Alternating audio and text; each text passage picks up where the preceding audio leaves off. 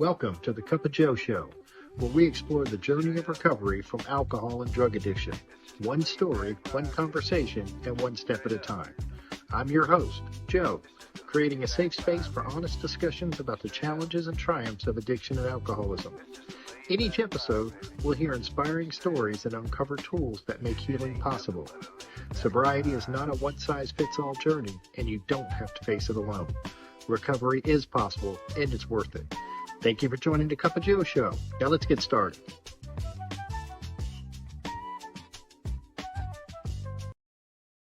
Hey everybody, welcome back to the Cup of Joe Show. I'm your host, of course, Joe. And before we get started, I just want you to know if you're out there struggling right now, you're not alone. So please don't suffer in silence. I'm really excited about today's guest, Summer W. Summer has been sober since June 27th, 2016. She's a mother, a realtor, a woman of faith, and someone who rebuilt her life from the inside out. After becoming a mom at 19 and walking through 2 divorces, one of which happened in sobriety, and facing the wreckage her drinking created, Summer made a decision that changed everything. Today, her daughter says she's her rock because she's her safe place. That's a really big deal for her. That touched my heart because I have a daughter as well. For Summer, to drink is to die, and through God's grace and the 12 steps, she's found a life worth living. I'm excited to learn more about Summer's story, so grab a cup of coffee, settle in, and let's get into it. Hi, Summer. How are you doing today?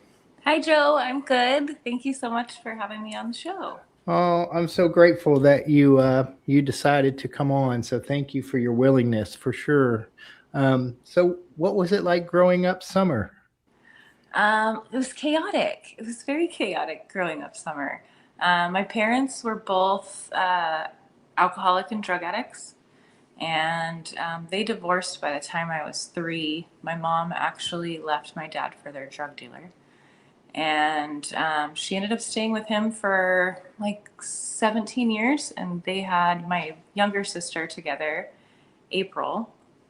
And I bounced back and forth a lot. So initially, my dad had custody of me, and then he quickly realized that he had no business raising a 3-year-old little girl by himself as bachelor. And my dad was crazy. My dad was a really wild man. So eventually, he surrendered me back to my mom, and she kept me for years, and that was chaotic. And my stepdad was in and out of the prison system. One of my youngest early childhood memories is of parole coming in and kicking in the doors and holding my mom and me at gunpoint while they tossed the apartment looking for him. And that was very traumatic for me as a child. And that was just what I believed was normal, like that's what I was shown. And my mom eventually moved to Oregon, and I moved to Tehachapi to live with my dad. And I had this sort of fantasy that living with my dad was going to be better than living with my mom, and he was somehow less of a drug addict than she was, and that was going to be, the bright, shiny savior that I needed as a child. And when I got to Tehachapi, I quickly realized that my dad was crazier than my mother, and life there was chaotic. And him and my stepmom were constantly in violent fights together, usually over drugs. And it didn't take me long to figure out that when the cops would come, both of them would go to jail, and then CPS would be involved with me. So I devised a system to jump out my window when the cops would show up, and I would run to the neighbor's house and call my grandma, who lived in Bakersfield, and she'd come pick me up so we could avoid the CPS portion of that whole chaos, And eventually my mom came back from Oregon, and I moved back with her because I missed her, and I had hope that she was going to be different. And she got a job, and she was a very functioning drug addict, but nevertheless drug addict. So very stressful and chaotic.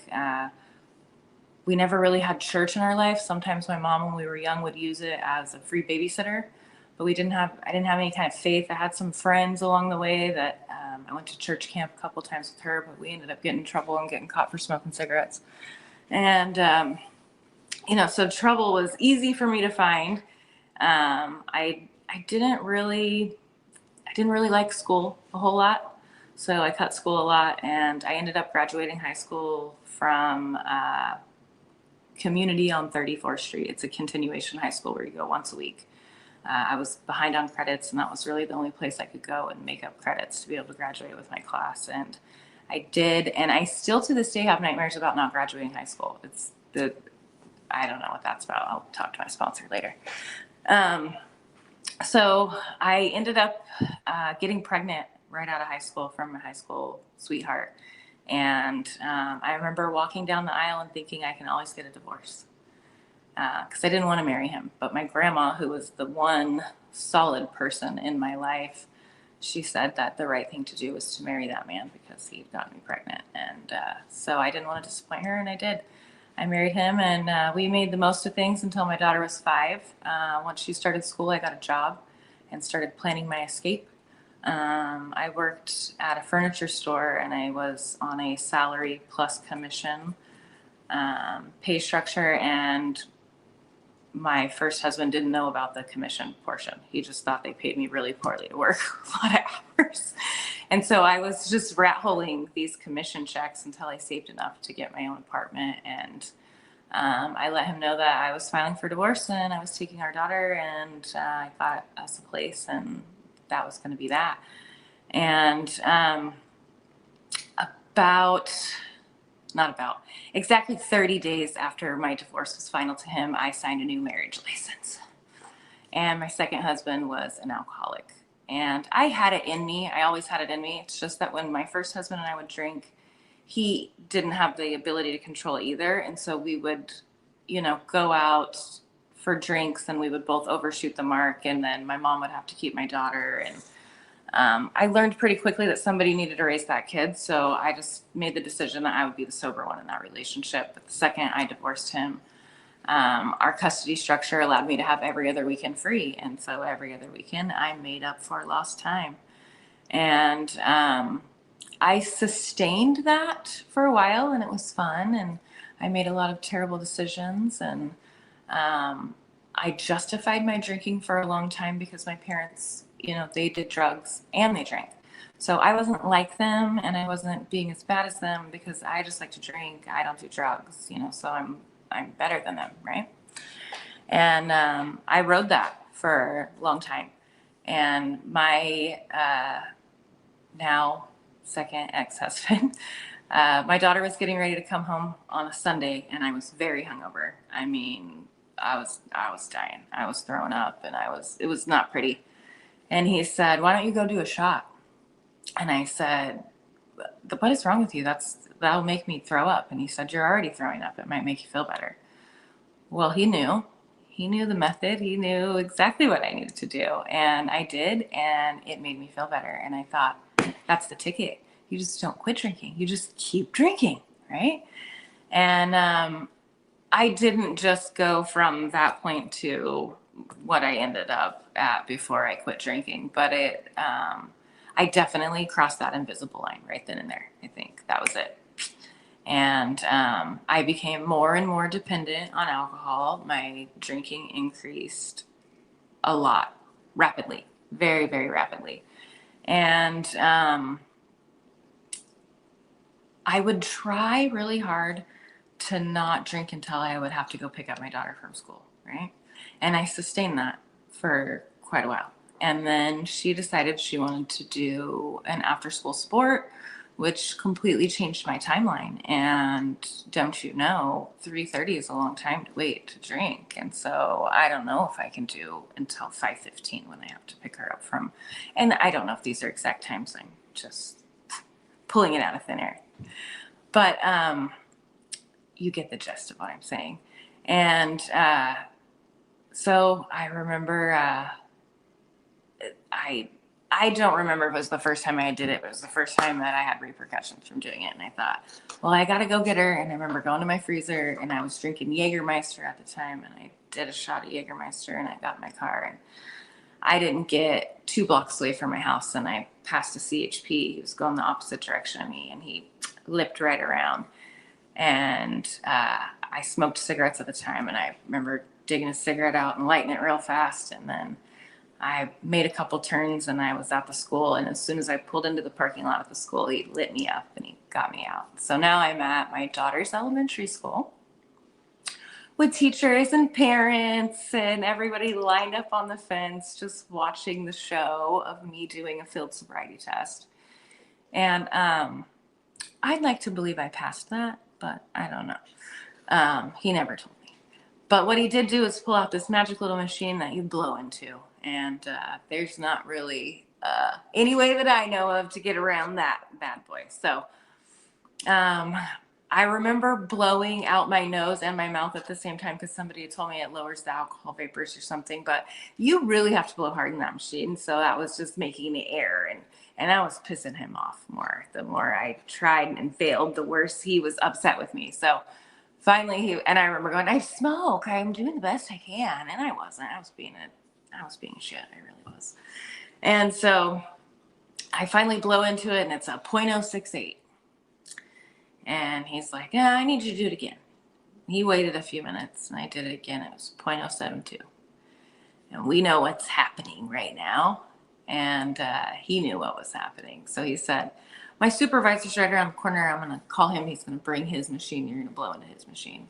I said, okay.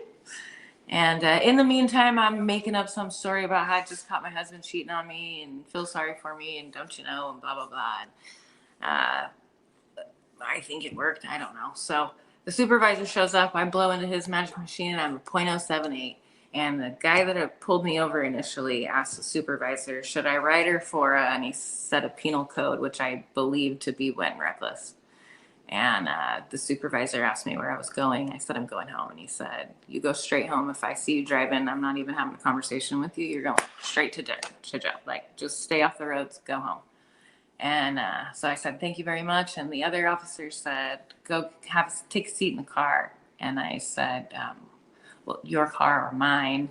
And I really wasn't trying to be smart aleck. It was a genuine question because I didn't know what he wanted to do with me at that point. And he said, your car, smart ass. So I went and sat in my car and he walked up and he handed me a seatbelt ticket. And I said, I had my seatbelt on. And he said, oh, you did? And I had a moment of clarity, if you will. And I thought, I should probably take 5 seatbelt tickets rather than what the alternatives here. And so I said, I guess maybe I didn't. Thank you, officer. And I took the ticket and I went home. And then it was, he targeted me and shame on him and blah, blah, blah. I did not take it as any kind of ominous warning to my behavior. It was just, he had it out for me. I was always a victim, real good at being the victim. And if I wasn't the victim, I damn sure was the villain. So easier to paint myself in one corner than the other, I think. So I wish I could say that was the day that I opened my eyes and everything was wonderful and I decided to change my life, but it wasn't. So my drinking progressed. I have, numerous stories of ways that I made a fool of myself, embarrassed other people, hurt people, broken promises, manipulation. I mean, I got all of it. And my father in 2014, in October, he got really, really sick, and he had been sick before, and we sort of had this system where he would go in the hospital and they would medically detox him, and he would go home on hospice and he would get better, and then he would put together some time and he would do all right, and then he would get sick again. And we had done that system about 3 times. And so I sort of thought, we're just going to do that again. But I brought him to my home this time with the care of hospice. And what the hospital told him this time was that there was nothing that they could do for him and that he should go home and make himself as comfortable as possible because he was going to die from organ failure. And I brought him to my house with the care of hospice, and I cared for him for the last 9 days of his life. And that was really hard. I was drunk the entire time. And by the time that happened, my drinking was about 1/5 of Jack Daniels a day. And that wasn't to have fun. That wasn't to get drunk. That was to maintain and not be in detox, not be shaking, not be dry heaving, and all the other beautiful things that go along with being an alcoholic. And at that point, if I really wanted to feel something, I'd have to pair it with some sort of side dish. I was pretty much a dumpster for anything that would make me be able to escape my own feelings. And so I take care of my dad. He passes. And October 22nd, 2014, he passed away. And a lot of stuff that happened during that time with my family and chaos and whatnot. And shortly after that, it was March 13th, 2015, my first husband, my daughter's dad, he had served me with an emergency ex parte hearing, which is where you file to get emergency custody of your child. And he had a laundry list of things that he was accusing me of. And in these situations, it's not up to them to give proof of any of it. It's up to you to prove that you didn't do any of it. And I shrugged it off in the beginning. I just got a phone call from a lawyer. It said I needed to be in court the following morning at 8:30 a.m. And I didn't know exactly what it was for at that time. I just knew I needed to appear because of Raymond, or because of my daughter's dad. And I thought he was trying to do a child support modification. I was really arrogant about the whole entire thing. But I knew enough to not drink before I went into court that morning, and I was very, very sick. I mean, I was shaking. I had heart palpitations. It was a rough morning. And I went into that courtroom, and I didn't have any representation whatsoever. I remember them putting this file in front of me that was pretty thick, and there was a bunch of accusations. There's a lot of photos that they had collected off of people's Facebooks that I had made cameos in that were less than shining examples of a good human being. I was guilty by association in a lot of cases. And I remember going through it and telling the judge that there was flecks of truth in that, but for the most part, it was all lies, which is not a good defense in court of law, by the way. So he orders me to emergency drug and alcohol testing, gives Lexi's dad emergency custody of her right then, tells me I am to stay away from her until our next court hearing, which was a few weeks, month away or whatever it was. So I said, I don't want to insult your intelligence. I'm not going to pass, Your Honor. I'm going to be dirty for X, Y, and Z, but I'll get it together. Just give me a chance. So I go, I do my thing, go to court the next time, I get an attorney.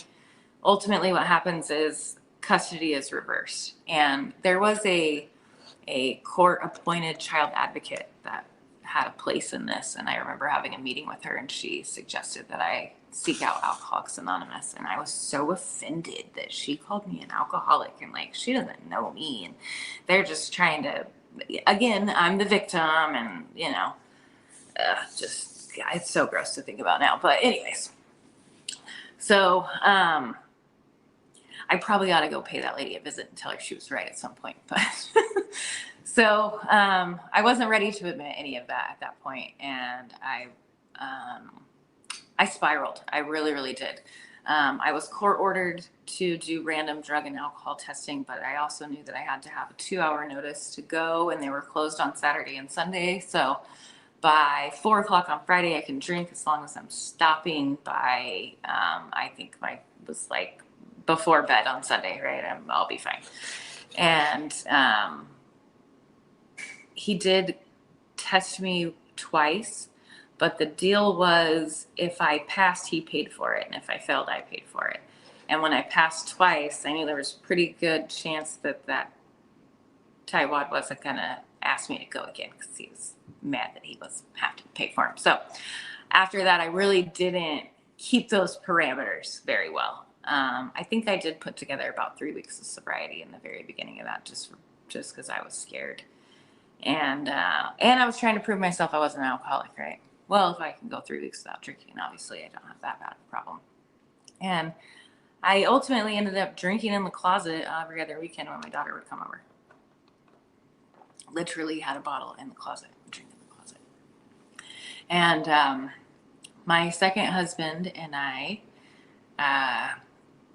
we made a lot of really poor choices within our marriage. You know, when both of you drink a lot and you open up your marriage to other people, it creates a lot of things that you can't undo.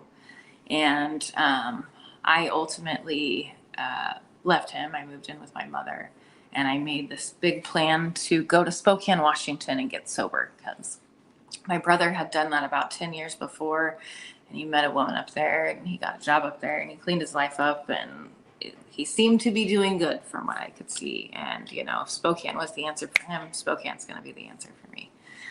And I needed to finish my divorce proceedings before I left to Spokane. And as I'm saying this right now, at no point did it occur to me to like check in with ex-husband in court about custody. I was just like, oh, I'm leaving and I'll be back, and you got the kid, right? And it's so selfish. But my brother says, yeah, you can come out here, but you got to get sober. Like, you can't come out here and disrupt my family's life. And I'm like, oh yeah, I'm going to. That's my plan, and it's going to be great. So I'm basically on just a path of destruction from about January till May, when my divorce should be final, and then I'm gonna leave. I'm not trying to like work. I'm not trying to like get any kind of life together. I just have decided I'm gonna party as hard and as much as I can until I surrender to Spokane in May, right? And it doesn't take me long to meet my next hero at the local bar in Oildale, California. Jeez, that's just hideous to say. But he walked in and I set my sights on him, and he ended up being from Spokane, Washington, if you can believe that. And he also is gonna go start a new life up there. His dad lived up there, and he was gonna move in with his dad. And his time to exit was May as well, because he wanted to wait till the summertime when the school year was up for his girls. Who didn't live with him, by the way, so I don't know what the hell that was about anyway. So we end up deciding that we're going to make this journey together, and it's going to be greater. And he's my new drinking buddy, by the way. And I did realize I knew I had a problem. I knew I was an alcoholic. I think I knew I was an alcoholic before I ever even drank, because I always felt different, and my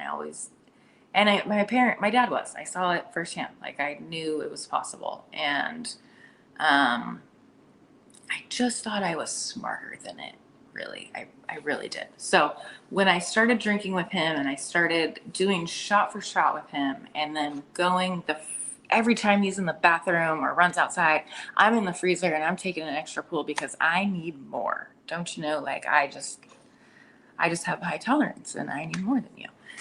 And it sort of occurred to me that like that's not probably normal, right? Like that's maybe there's something wrong there. And so we end up putting our stuff together in this pod and journeying to Spokane. And I get to Spokane, and I do move in with my brother, and he moves in with his dad. But my drinking buddy's there, so like we're gonna hang out on the weekends, and I'm gonna drink on the weekends, and I'm just gonna be drinking a lot less. And I'm going to get a job, and I'm going to change my life because I'm in Spokane, and it's going to be different now, right? No, not really at all. So I started just being really out of control in Spokane. I started conning people at the casino for money, and I was spiraling fast. And I actually had this vision of me being like the lady that stands in the middle of the road wearing like all of her clothes because she doesn't have anywhere else to put them except on. And she's like telling you about hell because she's been there. And she's begging you to find God because you need God to save your soul. Right? Like, that's the next stop for me. It's not going to get better from here. And lo and behold, there was an issue with the process server that served my divorce paperwork. They lost it. My attorney contacted me, and I needed to come back to California to reserve. Also, what happened is my daughter decided that she didn't want a relationship with me anymore because all I did was lie and disappoint her. And I had been in Spokane for a couple months and nothing was different. Nothing's different. I'm still drinking, and that hurt. That one hurt.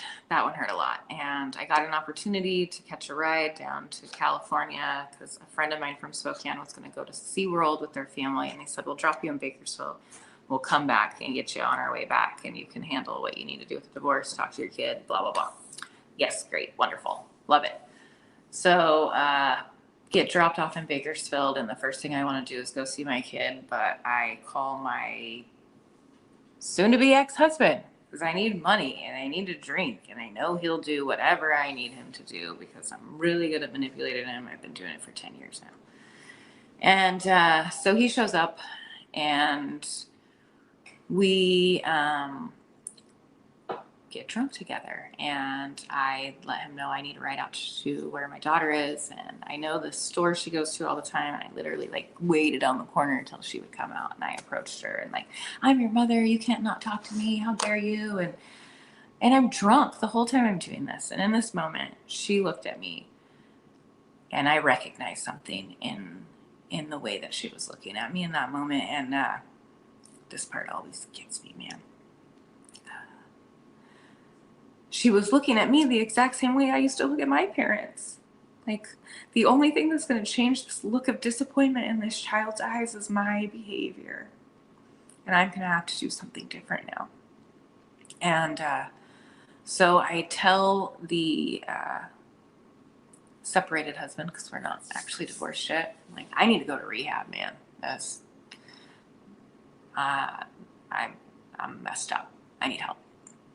Well, he reaches out to his brother, had just happened to remodel a rehab. He was a contractor down in Los Angeles somewhere. So he reached out to him and got connected with that rehab. And they told us to come down and tour the facility the next day. So we drove down to LA, and I remember being on the 405. And I just decided in that moment that I didn't want to live anymore, and that the best thing that I could do in this moment was jump out of this truck and kill myself on this freeway. And I opened the door to jump out, and my seatbelt wouldn't unlatch. I'm telling you, never before has this been an issue, and it just won't unbuckle. It just won't. And he swerves, and the door shuts back on me, and I am pissed off, and I've decided the best thing to do is kick out the front windshield, and I can go out the front windshield of this truck. So I start kicking it, and it starts breaking, and he gets off the freeway as quick as possible because he's got a beer between his legs while he's driving down the freeway, right? And I need help, not him. So he gets off, gets to a hotel right away, gets me wrangled in the room. I mean, if I would have came into contact with law enforcement at all in that moment, 1,000% they would have probably 52-50 me. I was batshit crazy in that moment. Suicidal, homicidal, you name it, dromicidal, all the sidals. I was it in that moment. And wake up the next morning, go to Safe Light, good at cleaning shit up. We're real good at cleaning our shit up. So we go fix the windshield real quick and get me a bottle because I need it all the time. And we go tour the facility. I'm doing a pull off of the bottle before I walk into this facility. And they're like, yeah, we don't have a bed for 2 weeks. And they also tell me they're going to take my phone and I'm on this blackout. And it's going to be $60,000 for 30 days in this facility. And he was going to pay it. But we got in the truck, and I looked at him and I said, I'll be dead in 2 weeks. I will. I know I will. And I was already having sleep paralysis, which is really, really scary. And I was dying. Back in 2014, when my dad died, I went to the hospital and I had double pneumonia. They did some tests on me, and my liver enzymes were 162. Normal's under 60. And they wanted to do a biopsy on my liver, and I was like, I don't have time for that. I have a funeral to plan, and I have this, and let me take care of this, and then I'll come back, and I don't have time to be sick right now. And I still drank alcoholically for like 2 years after that. So I can only imagine exactly what was happening to me medically. Like I know I was dying. And I said, just take me back to Bakersfield. I'll go to Teen Challenge. I just was naming off anything that I had ever heard of. And so from LA to Bakersfield, I somehow manipulate him into buying me a one-way ticket back to Spokane, because in my mind, Spokane's still the ticket, right? And he drops me off at my mom's house with a one-way ticket back to Spokane the next day. And first thing I do is con my mom into taking me to the store and get me a pint of Jack, because I need it, because I'm going to change everything tomorrow. Mom, I'm going to get on that plane and it's all going to be better tomorrow, don't you know? So she does, and then I call my brother and I'm like, hey, can you pick me up from the airport? Like, blah, blah, blah. And he's all, no. And I'm like, what do you mean? I live there. And he's like, no, you don't. No, you don't. We tried this. You came here and you disrupted my whole life, and you're messing with my family, and I'm not dealing with you. You know, Summer, if everybody tells you you need some effing help, maybe you need some effing help. And he hung up on me. And I thought, cool, so kill yourself. That's what you gotta do. Like, for whatever reason, in this moment in my life, that's it. Either everything's gonna change or you need to die. Like that, there's no in between. And my sister-in-law called me back just a few minutes later. And she said, get on the plane. I'm going to pick you up from the airport. Your brother wants to talk to you. And my brother got on the phone and he said, hey, check it out. We're going to try this one more time. And this is not because I want to help you. It's because Bree wants to help you. And he said, if you drink, no. If I even think you're drinking, you're out and you're dead to me. And I'm not joking. I won't ever, ever talk to you again.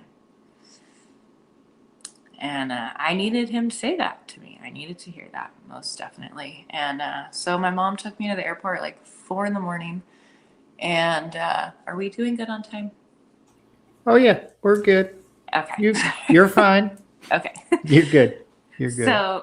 So she takes me to the airport like 4 a.m. And I remember there's like not anybody there. And I remember there was, most of the chairs have like the arm things, so you can't lay down. There's this one section of chairs that had no arm things. And so I'm like, that's my spot. And I had like my bag through my arm, under my head, my other one up over my legs. And I just laid out across all 4 of these seats. And I was like nodding off and coming to, and nodding off, coming to. And I would come to, and there'd be more people around. And then eventually I open my eyes and there's like people standing there staring at me like there's no more room to sit. They just want me to get up so they can have a place to sit. And I just don't care.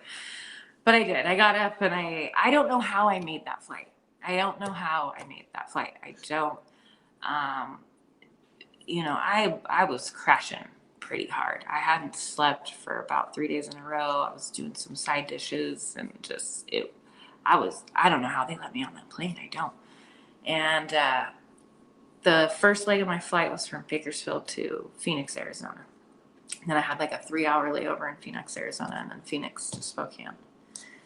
And on my first leg of the flight, I was having a panic attack and I'm throwing up and in like the air sick bag, which is very humiliating if you've never had to experience that.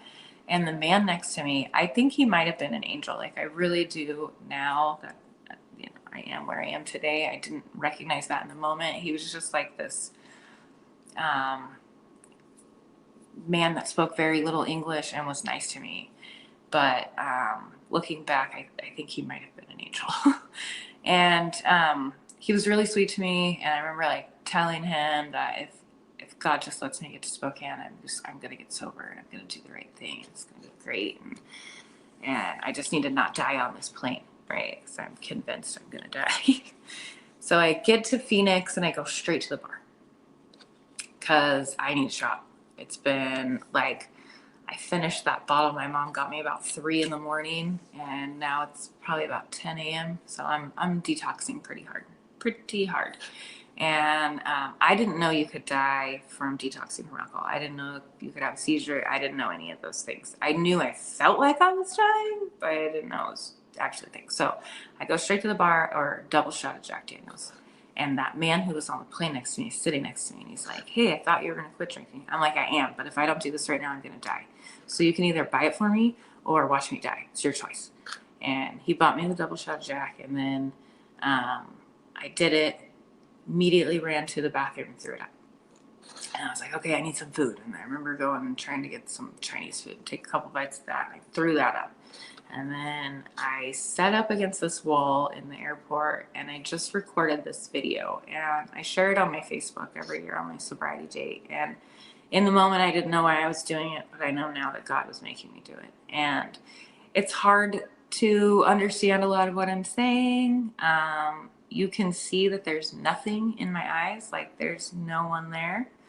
But what I get when I watch that back is I say that I'm going to be honest for the first time in my life, and I'm going to be honest with myself for the first time in my life, and I'm going to be Lexi's mom because she deserves that. And that's it. That's all I care about, is being honest with myself and being a mother to her, and like doing some work. And there's a lot of background noise and stuff, but I'm so grateful for that video now, because that was the beginning of the end. And my sister-in-law picks me up from the airport, and I was so sick. I remember laying in the bed, and my brother would walk in the room, and he would walk over and like put his hand in front of me to make sure I was breathing. And so I got to where I would just like move my foot or my hand when he would walk in the room so that he wouldn't have to check my breathing. But I don't know how I made it through that. I don't know how I made it through that, but I detoxed on my own. That next day I got online and I found an AA meeting, and I was very adamant that I didn't want to find an AA meeting that was in a church, because I didn't need God. I just needed to get sober. And so I found one that was at a Salvation Army building, and I drove to it. Thanks to my ex-husband, I did have a car, so that was really nice of him to let me take that. So I drove to the AA meeting, and anything I knew about AA from TV and stuff was like that people smoke there and they drink coffee. And I'm walking across the parking lot smoking a cigarette, and a security guard's like, hey, you can't smoke here. And I'm like, this already feels wrong. I think I'm in the wrong place. So I go into this room, and there was like a lady behind a plate glass window, and I like bend down to like the opening. I'm like, hey, I'm looking for an AA meeting. And I like whisper it, because I don't know what the code is or anything, and I'm not proud of this at all. And so she's like, oh no, there's not a meeting here till 6 a.m. tomorrow, and blah, blah, blah. And I'm like, no, I saw online. Like, you don't understand. I'm gonna have to go get drunk now. Like, you need to fix this. This is crazy. Like, you're supposed to help me. And if you don't help me, I have to go get drunk. And now my brother's gonna kick me. And I just full meltdown on this lady. And she's like, ma'am, I'm sorry, like 6 a.m. tomorrow. And so I'm like, I'm sure I had some choice profanities and walked out. And walking across that parking lot back to my car, I heard very loud and clearly, tomorrow will always be tomorrow. You have to go now. So I got back on my phone, and I found the next closest meeting, which was at a church. And it was on a Tuesday. And I pulled up to the front of this church, and I knocked on these big giant doors that were locked, and nobody was coming, and I just kept knocking, and I could hear like noise on the other side. And then this lady opened the door, and she was a cleaning lady, and she was in there vacuuming. If I hadn't just kept knocking, she would have never heard me. So God was there the whole time, but this is where God starts showing up and breaking his anonymity, I believe. So she lets me in and tells me, yeah, there's an AA meeting. It's on the 3rd floor. Normally you would enter from the back and blah, blah, blah, but I'll walk you through the church. And I was dying. And I get to these 3 flights of stairs, and I'm walking up 3 flights of stairs, and I'm dry heaving, and I'm huffing and puffing. I'm having heart palpitations, and I'm literally having to sit down for a few seconds at a time to catch my breath to continue up these stairs. And I get to the top of these stairs, and I see a triangle with a circle around it and the words attitude adjustment. And I'm like, that feels right, because my attitude pretty much sucks right now. So I go in and I sit in a chair as close to the trash can and the door as possible. And they had like some coffee and water in there. And I got myself a little cup of water, and I was like dry heaving in the trash can. And I got there too late to introduce myself or identify myself. But they kept talking about this book, and they kept saying, keep coming back. Keep coming back. Like, that's what I took away from my first meeting, was keep coming back. And nobody had asked me to come back anywhere for a long time because I was a tornado. And I thought, I better take them up on that. I better keep coming back, and I better get this book that they're all talking about. And so there was a girl that was obviously a cutter, and she had like scars on her arms. She looked like she might be in just about as much pain as me, right? And that felt safe to talk to her. So I went up to her and I asked her about the book, and she's like, oh yeah, they're like, I think it was $10, which might as well have been $10,000 to me at that time. She was like, just take one, you'll make up for it later. And I was like, are you sure? She goes, yeah, take it. And so I stole the book, and I went back to my brother's house and I started reading it. And I recognized somebody in that book, and it was me. And I went back to that same meeting the next day, and I got there a little bit early. And I got there early so I could smoke cigarettes out front with the cool kids and have a cup of coffee and stuff. And I got to identify at that meeting, and I stood up and I said, hi, my name's Summer, and I couldn't get the word alcoholic out before the tears started flowing. And then God put another angel in my path, and she walked up to me and she hugged me and she said, you come up here and you sit at the table next to me, and from now on you sit at this table and you stay inside the circle, because inside the herd you're safe and you're protected, and on the outside you might get picked off. And that made sense to me. So I did. I went to that meeting faithfully, and then I heard, do 90 meetings in 90 days. And I thought, that's the ticket. I'll do 90 meetings in 30 days and then I can drink again. And that's not how it works. But I did feel safe in those rooms. And so I jumped around. The first 30 days, I probably went to sometimes 6 meetings in a day if there was 6 meetings a day that I could go to. And I was going to meetings between meetings with people that I had just met in the rooms that were trying to do the same thing as me, which was stay sober. And I felt safe around those people. And I didn't hesitate. I asked for a sponsor right away. I started working my steps right away. I got a job up in Spokane in early sobriety, which was kind of funny job. I worked at an industrial marijuana grow in Spokane. It's completely legal there. And I worked at a mother garden, so I wore headphones and watered plants and trimmed them all day. And it was actually exactly, I think, where I needed to be in the moment. And right before I got 90 days, I reached back out to my ex-husband, my separated husband. And my sobriety date's June 27th, 2016. And he, unbeknownst to me, also started going to AA in Bakersfield. And he had a sobriety date of June 28th, 2016. So I thought, oh, this is a God shot. We need to get back together. We're supposed to do this thing sober, and this is the ticket. And so he came and got me from Spokane, and we were okay. We were doing, meetings together, but there was a lot of damage there. And right before we were supposed to get 18 months, he decided that he wanted to drink again. And he convinced me to go to the bar with him, and was like, we'll just do it when we're on vacation. Nobody has to know. It'll be our secret. We can still take chips. And he just seemed to have it all figured out. And so we walked down to the bar, and simultaneously, I had gone to the beach where I had a really good friend of mine who had gotten 3 DUIs in a 4-month period of time, was still drinking, was taking pills. And I had every intention of doing 12-step on her. And she just kept dodging me because she, didn't want to be sober. So it was Christmas Eve, and we were supposed to hang out and make candles together. And she had flaked on me. And simultaneously, he was like, we should go to the bar and have a drink, and we don't have to tell anybody, and it'll be great. And so we walked down to this bar called Legends. And I am belly to the bar. And what I'm thinking is, should I order a single or a double? A single or a double? And we both know I was going to order a double. So what comes out of my mouth is, do you have Red Bull? Because right after the thought of single or double, what I heard in my head was something I was supposed to hear in my head, which is, you cannot give away something you haven't got. If you drink, Molly will never get sober. And that felt like a lot of pressure. So I said, do you have Red Bull? And he goes, well, we have like something kind of like it. It's generic, blah, blah, blah. I said, I'll take it over ice. So I drank this energy drink over ice, and he had a beer, and we left. and he didn't order another one, and he didn't stop at the liquor store, and he didn't get struck dead by lightning, and nothing happened to him, which was messing with my mind even more.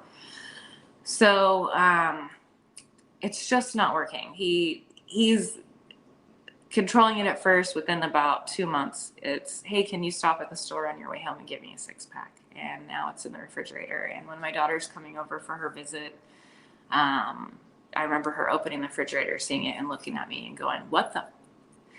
And she had every right to say what she said. And I said, it's not mine, it's his. When have you ever known me to drink beer? Blah, blah, blah. And she was like, yeah, whatever. Later, she told me, I didn't believe you. Right there, I was like, she's drinking again. She's a liar. And ultimately, I ended up deciding that what was best for me in my sobriety was that I was going to have to leave him, and I was going to have to step out on my own 2 feet, and I was going to have to try to figure out how to do life all by myself. And from the time I was 18, I immediately got married and moved in with my first husband to my second husband. I was 36, 30 something years old, and I'd never lived alone ever. Like, I realized I've never lived by myself before. So I packed everything I could fit into my car, and I let him know I was leaving, and I loved him, but I couldn't be there for 5 more seconds, and I was never coming back. And I went and rented a motel room, and I had the motel room for 1 week, and I had no idea what I was going to do at the end of that week. But in that, I checked in, and I called my sponsor, and I was on the phone with her, and I'm telling her what I did, and probably should have called her beforehand, but she fully supported what I did. Anyways, she said, it's going to be okay. And I said, yeah, the universe is going to carry me through. And she said, no, Summer, God's going to carry you through. And I'm like, yeah, okay, sure. Yeah, God's going to carry me through. And she's like, no. I need you to say it. And I begrudgingly said, okay, Regina, God's going to carry me through. And we talked a little bit longer. I got off the phone. I went up to that room, and I started cathartically crying. And I started hearing voices, not like arguing with each other in my head, but like clear cut direction. And it was, you need a place to live. You should look for one. And so I got online, and I'm like, apartments near me, blah, blah, blah. This is probably what I can afford. By the way, I just became a realtor, and I've gotten my first commission check. That was $5,600 and some change. And this is the only work I have on paper history, because I was dependent on my ex-husband's business, and I never got a paycheck from that. So on paper, I don't really exist much financially. So I call, and I find out they open at 7 a.m. and there's this 1-bedroom apartment, and it's $850 a month, and it's in like a gated community, and it seems like okay, and it's not low income, and it's not too expensive. And so I go, and I get there first thing. I fill out the application, and she says, hey, you're short $400. Maybe do you have like a side job that you get paid cash where you could have them write a letter, and I can submit it, and I can get you approved? And that doesn't usually happen, by the way. So I do. I had a chiropractor friend. I did some filing for him sometimes, and so he wrote what I needed, and it bridged the $400 gap, and I was able to get approved for this apartment. And the Friday that I had to leave that motel room, I got keys to my first place. And that doesn't happen without God. And so then I get into my apartment, and I had collected all these old Bibles from estate sales. If you go to estate sales, they'll usually let you take a Bible for free. And I liked old things, and I had this old suitcase, and it was full of these old Bibles. And so I was there, and I didn't have much going on at the time. So I was like, I'm going to go through all these Bibles and see if there's any money in them. And so I'm shaking them out, and I didn't find any money. But what I did find was an Ezekiel passage. And it was the same passage on multiple different bookmarks and notes and things. And so I was like, all right, God, I think you want me to read this passage. And so I open one of the Bibles, and I read the passage, and I'm like, yep, got nothing. Close it, move on with my day. And I kept being drawn back to this Bible. And so about the third time that I did that, I said, all right, God, if you want me to have something here, I'm going to need some help. Like, I'm not getting it. I'm not connecting the dots. And so then I heard the same clear-cut direction, and I said, start reading there, not stop reading there. So I read a couple more passages and the waterworks came, and it was exactly the message that I needed to read, and it cleared up a lot of questions that I had. And I don't remember what the passage is exactly, and even if I did, I wouldn't share it. This was a very precious moment for me, and it's just for me, God, to share. And then I closed the Bible and I thought, okay, that's pretty cool. Let's see what else. And so I opened it again to just a random page, and I read a passage in there. It said, we have a very jealous God, and he doesn't want us to worship false idols. Well, I had a bunch of tarot cards and random things, and so I gathered all that up and I threw it away. And that was it. From there on, I had a faith in God, which was this power greater than myself. And I strive to connect that and bring that closer. And what my life looks like today, because of being brave and the promises, is amazing. I get to wake up and be of service, and I get to be a mother to my daughter, and I get to be a friend to those who need friends, and I get to sponsor other women, and I get to watch the lights come back on inside their soul, just like mine did. And there, I'm going to let you talk on your podcast now. Some nights, some days are really easy on me, Summer. You made tonight easy on me, and I appreciate that. You know what I really did want to know though, how was reconnecting with your daughter? Like, how can you share how that kind of took place?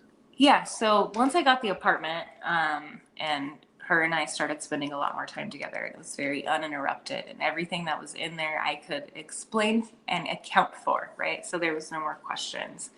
And that allowed me to be in a position to do a really honest ninth step with her. And I got to sit down with her and account for the things that I recall, and ask her if I left anything out, and how I can make it better, and what I can do going forward to be a better mother to her. And she enlightened me on some things, and it was just showing up with her and being honest with her and being vulnerable with her, and taking accountability for my actions and my lack thereof of actions. And I had to be in a place where it could be uninterrupted between her and I, to where there would be no other outside influences. And she never had that with me, and she deserved to have that with me. And I got to be a mom to her. I got to show up for her in the ways that she needed me to show up for her. And by the grace of God and through working the 12 steps, I did that in a very organic, God-led way. So in the beginning, I had some expectations, right? And I remember calling my sponsor and being like, doesn't she know I'm doing this? Doesn't she know I'm doing that? And doesn't she like, why can't she just cut me some slack, And she said, how long were you a drunk alcoholic mother to her? And I said, a while. She said, and how long you been sober? And it was right around 3 years at that time. And I said, 3 years. She goes, so maybe, just maybe, we should be a supportive mother longer than we were an alcoholic, abandoned mother before we have any kind of expectation. And once I could kind of approach our relationship from that standpoint, it truly did help us a lot. And we had some times where I was punching bag to her, and she ended up going into the Army right out of high school. And she turned 18 in AIT school, and she was stationed down in Sierra Vista, Arizona at Fort Huachuca. And I drove with my mom down there because I couldn't stand the thought of her turning 18 without family there. And we got to go to Tombstone, Arizona, and make this beautiful memory and spread some of my dad's ashes. And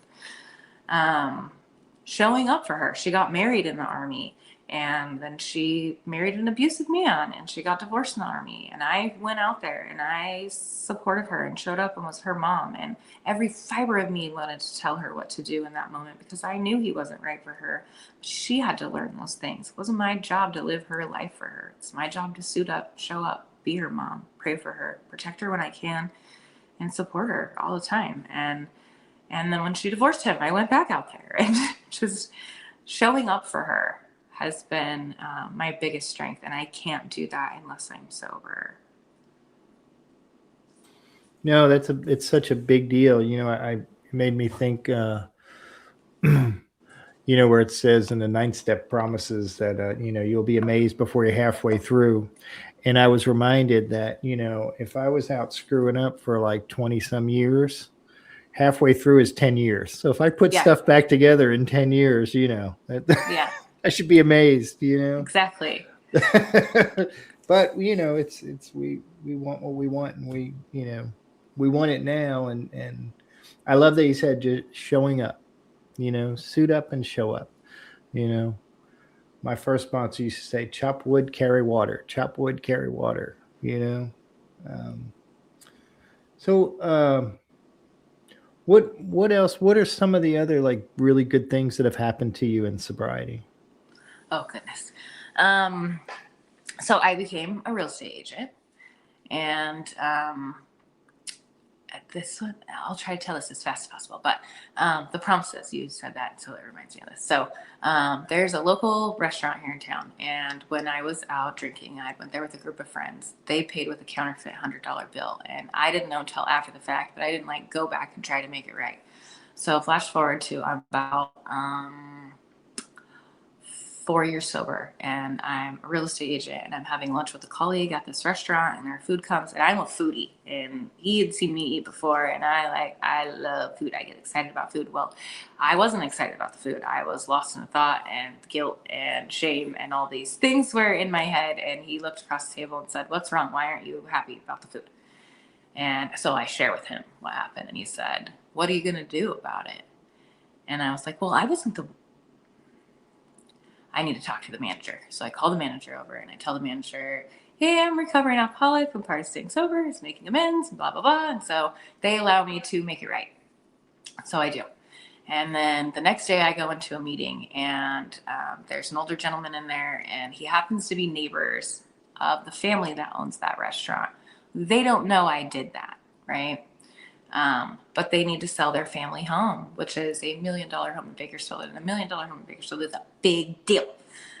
So he puts me in touch with the family, and I end up getting that listing and get to sell that home for them. And they don't know that, I mean, they might know, I don't know what they watch, but I never told them that.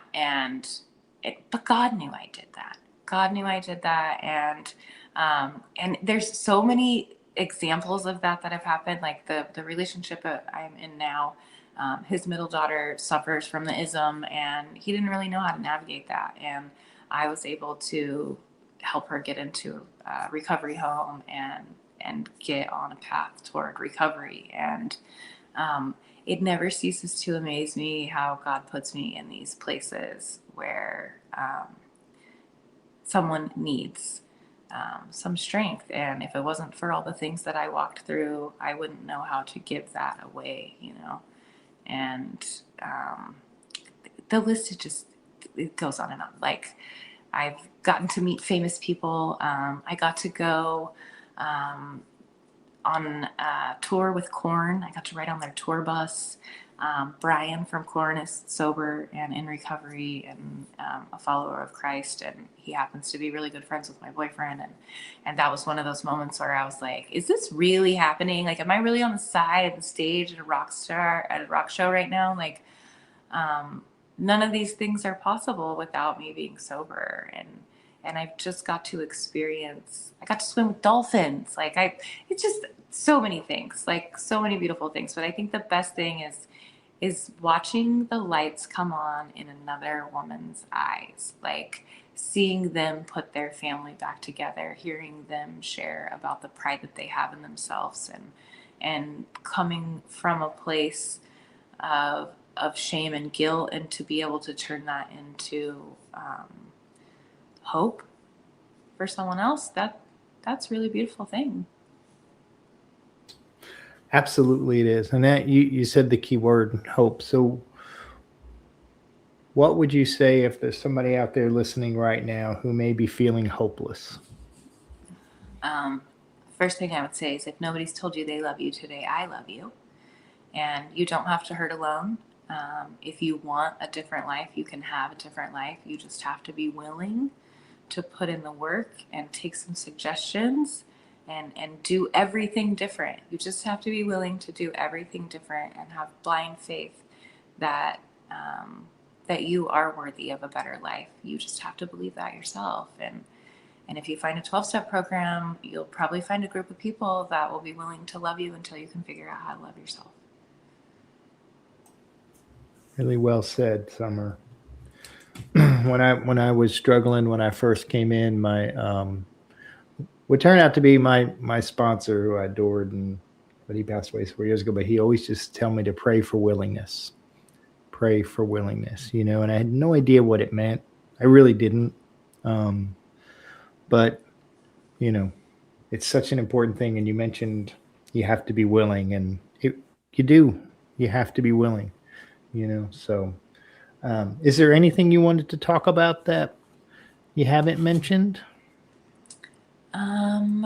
I don't think so. I don't even remember what I said, to be honest with you. I pray and then I just talk. I just share my story, and I hope that God channels through me and allows me to share the parts that somebody needs to hear. And beyond that, I don't really have expectations. Well, I can tell you just from being on this side of it, you shared a beautiful message of hope and I hope I know somebody will get out of this. That recovery is possible, no matter where you come from, no matter what you've been through. We do recover, and you are living proof of that. So thank you so much for sharing your story with me. But I can't let you go, Summer. Okay. Without doing our rapid fire questions. Oh boy. No pressure. This was always my favorite part at the end of when I would interview anybody, was doing the surprise questions at the end, because you never know what's going to happen there. You never know. You never know what's going to come. But anyway, are you ready, my friend? Let's go. All right. What is your favorite recovery slogan? Oh, goodness. Time takes time. I find myself saying that one a lot. 90 meetings in 90 days. What is your least favorite recovery slogan? Oh, that's a tough one. I don't know that it's a slogan, but in the beginning here, and I still hear some long timers, I don't like to call them old timers, say, would you be willing to push a penny across the parking lot with your nose naked? Yeah, I know, they're weird, but that one always bothered me. Like, what's that have to do with anything? It has everything to do with being willing, that's all. I hear you. I get the gist. What do you think is your sobriety superpower? A relationship with God. I never had that before I got sober. If you could say one thing to your former self, what would it be? Let go, girl, let go. Let go. What song do you play to lift your spirits when you need a boost? Peace Frog by by The Doors. I almost said, what corn song do you play? No, I'm just No, that's like more hype you up, but Peace Frog by The Doors is that's my jam. I like all the different music in it. Yeah, nice. If you could grant yourself one wish to help with your recovery, what would it be? To not take stuff back after I give it to God. What step do you love the most? The 4th step. No. Okay.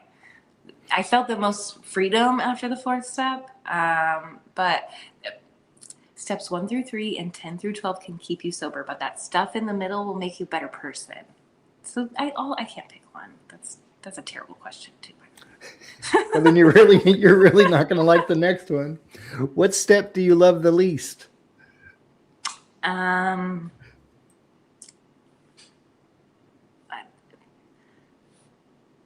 I don't not love any of the steps. Like you have to have them all. I mean, the one that was the hardest for me was the first step. That was the hardest step, was the first step. It took me the longest to get there. I could be better about doing 10-step inventory probably, but my sponsor hasn't told me anything about it yet, so I think I'm fine. What is one of your favorite movies? All-time favorite movie ever is Forrest Gump. It's the greatest movie ever. Nice. He just dumb lucked his way through all of those things. It's beautiful. And finally, if heaven exists, what would you like to hear God say when you arrive at the pearly gates? Welcome home. Well, thank you so much, Summer, for taking the time tonight. I really appreciate you. Yeah, thank you. It was fun. That's awesome. And for the rest of you out there, if this episode meant something to you, please share it with one person who needs some hope today. And if you're listening on Apple Podcasts, please take some time to leave a review. It helps get the message out to someone who's still struggling. A new episode of The Cup of Joe Show drops every Thursday at noon. You can listen anytime at thecupofjoeshow.net or on any of your favorite podcast apps, Podbean, Apple, Spotify, YouTube, and more. Just search for The Cup of Joe Show. Don't forget the "the."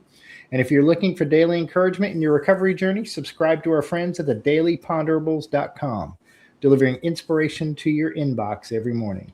Please like, follow, subscribe, and share because someone out there needs to hear this today. Have a good day, everybody. It's just a laid-back vibe, baby. We hope you enjoyed today's Experience, Strength, and Hope. We are so grateful you decided to join us. Please share this episode with someone who might need it. Also, don't forget to like and subscribe. Remember, no matter where you are in your recovery journey, you are not alone. Reach up and reach out to someone. Please do not suffer in silence. Until next time, let's take it 1 minute, 1 hour, and 1 day at a time. Thanks for listening to The Cup of Joe Show.